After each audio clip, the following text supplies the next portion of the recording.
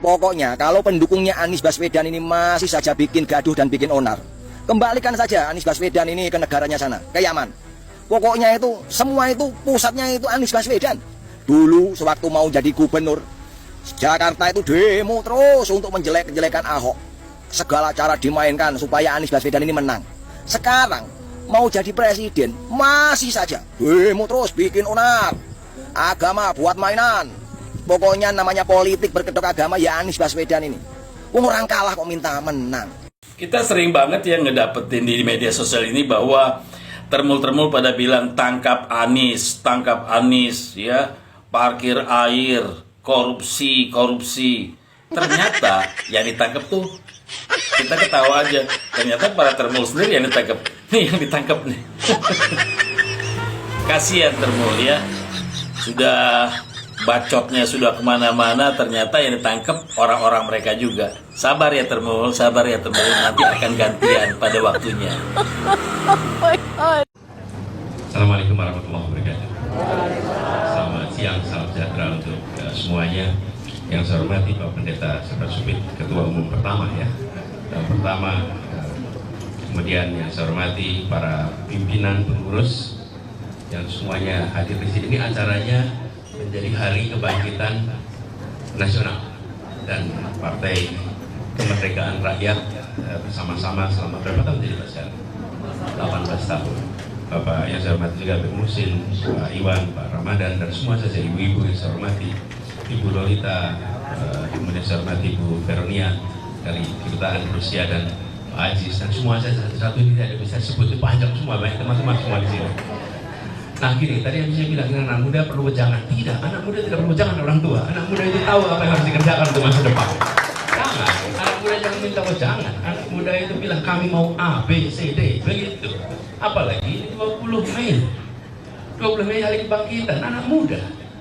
Terus sekalian, kalau anak muda bicara masa depan, kalau orang tua cerita masa lalu.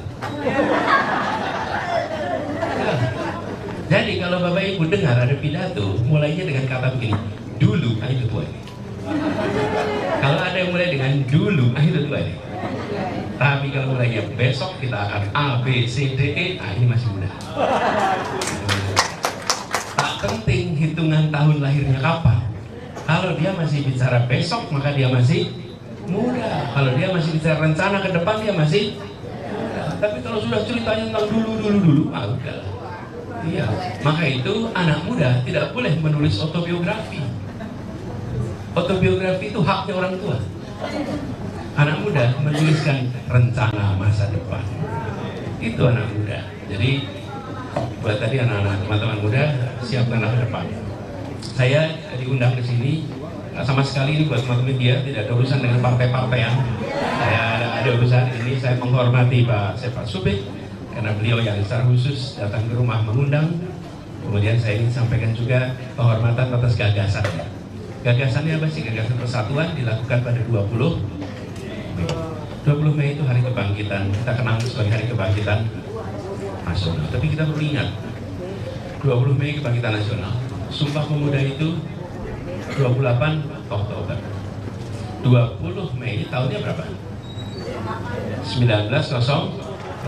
28 Oktober tahun 1928. Berapa tahun itu?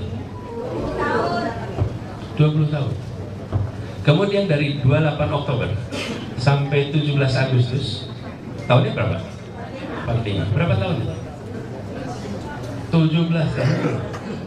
Jadi dari 08 20 tahun baru Sumpah Pemuda. Dari 28 ke 45 17 tahun. Jadi kalau dari 08 sampai 45 37 tahun. Kita yang membahas bisa membahasnya dalam 5 menit peristiwa itu. Coba bagi yang menjalani 37 tahun menjalani perjuangan menuju kemerdekaan, diperlukan konsistensi, diperlukan ketahanan menghadapi suara kanan kiri.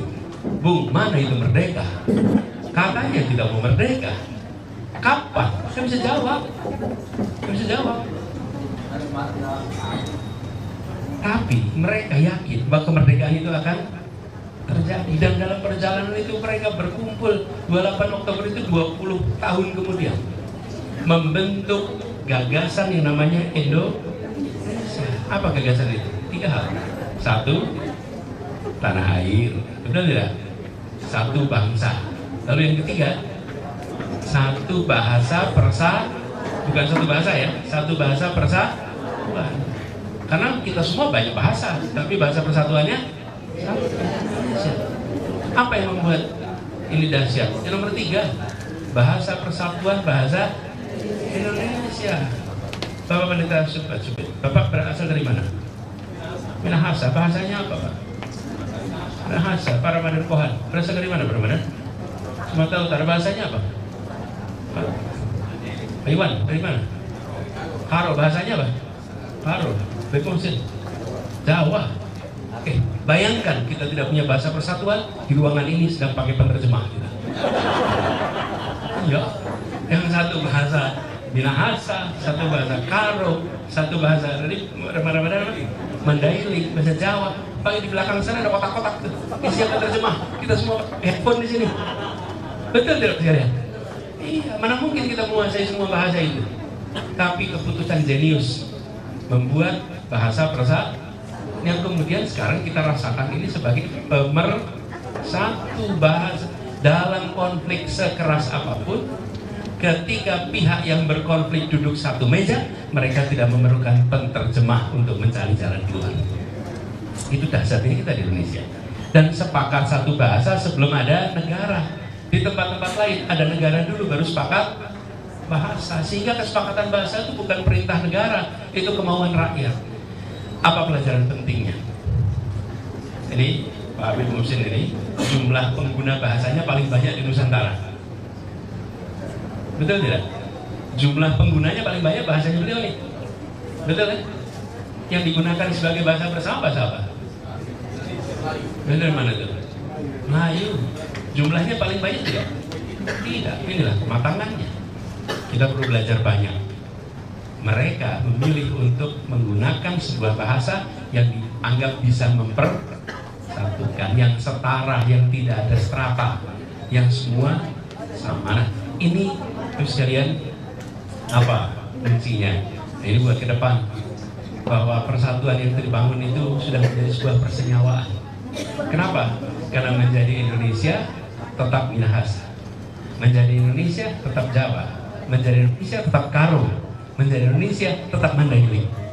Tidak perlu menghilangkan Minahasanya, tidak perlu menghilangkan Karonya, tidak perlu menghilangkan Jawanya. Semuanya bisa, dua-duanya jalan.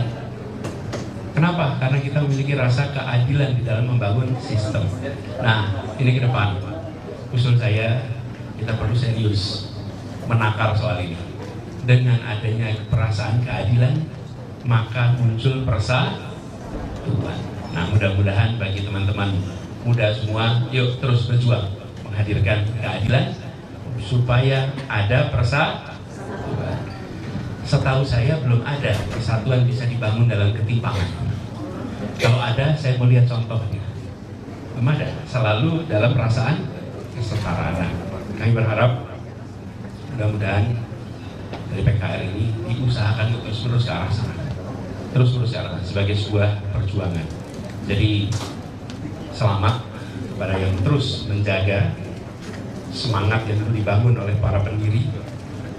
Dan saya ingatkan, tidak bisa kita membangun persatuan sekedar seremonial. Persatuan itu harus substansial. Seremonial itu apa? Wakil unsur A, unsur B, unsur C, unsur D dijejerkan bersama-sama, foto sama-sama, tiada persatuan. Harus substansial. Substansial apa? Yang dirasakan keseharian di masa rakyat. Nah, disitulah diperlukan adanya suasana kesetaraan supaya muncul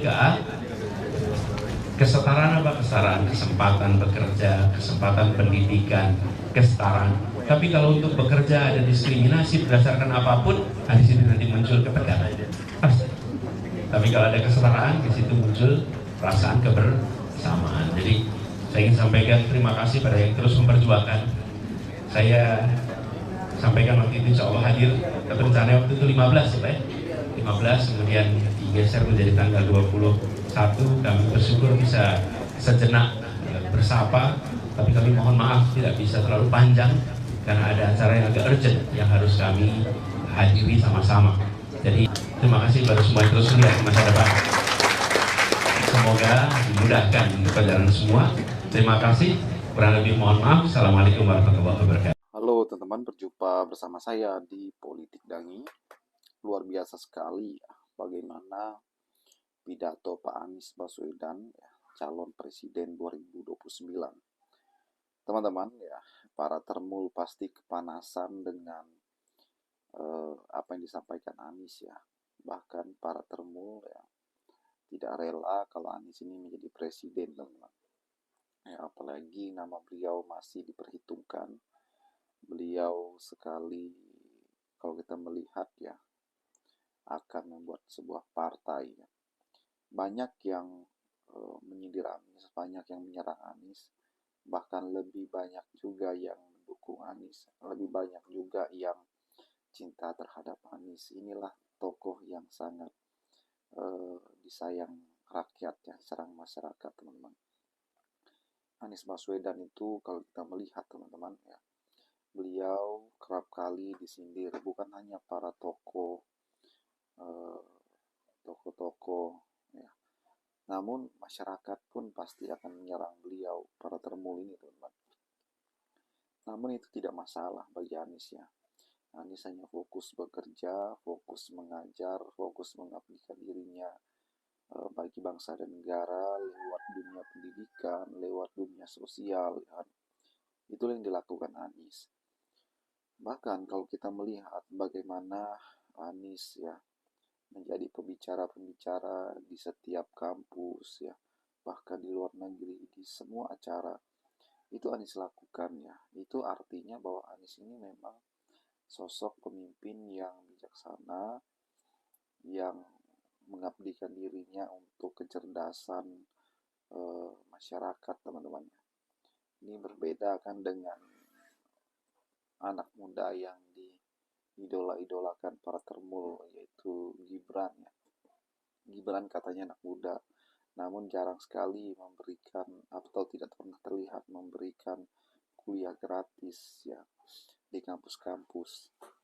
Ini berbeda, teman-teman, dengan Anies Baswedan, tokoh yang terkenal, tokoh yang diharapkan memimpin Indonesia di masa depan.